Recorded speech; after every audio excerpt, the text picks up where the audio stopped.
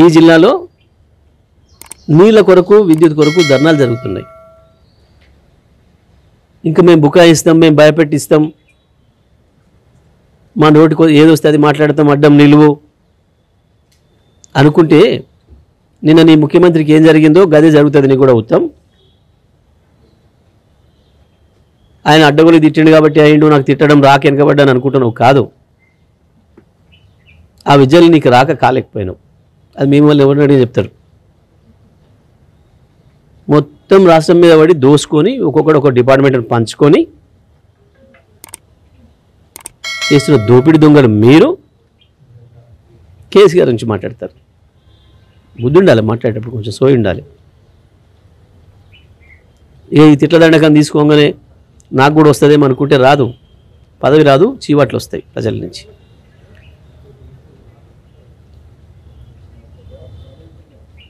దమ్ముందా? మాట్లాడతావా? వాస్తవంగా నేను ఇవాళ నాగార్జునసాగర్ ఎడమకాలు కట్టమీకి రావాలనుకున్నా.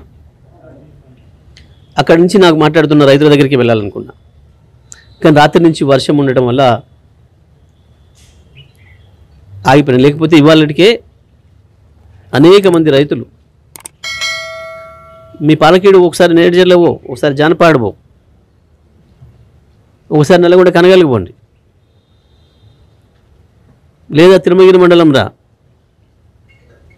ఆరోపల్లి, నూతనకల్, మద్దిరాల,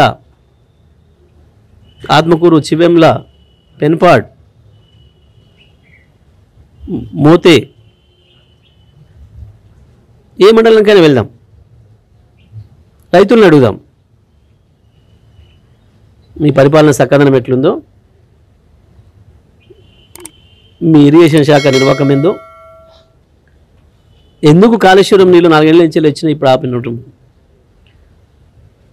కోతలు కోసిండ్రు, అబద్ధాలు చెప్పి ప్రజలు మోసం చేసే ప్రయత్నం చేసిండ్రు. కాళేశ్వరం నీళ్ళు రాలేదు, ఒక చుక్క కూడా, మొత్తం ఎస్ఆర్ఎస్పీ నీళ్ళే, మేము తెచ్చిన ఎస్ఆర్ఎస్పీని మాట్లాడినరు. ఇవాళ కాళేశ్వరం కొట్టుకపోయింది అని చెప్పిండ్రు.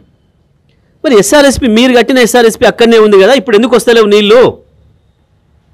సూర్యాపేటకి ఎందుకు రావు, తుంగతుర్తికి ఎందుకు రావు, కోదాడికి ఎందుకు రావట్లేవు? చెప్తావా సమాధానం సూటిగా? ఎందుకు నాగార్జునసాగర్ ఎడమ కాలువలో మొన్నటి వరకు మేము 11,000 క్యూసెక్ల నీళ్ళు ఇచ్చినాం, ఎందుకు ఇవాళ కేవలం నువ్వు 6,000 క్యూసెక్లు ఇచ్చి చెరువులు నింపకుండా రైతాంగం పొలాలు ఎండబెడుతున్నావు ఎడమ కాలువ కింద కూడా?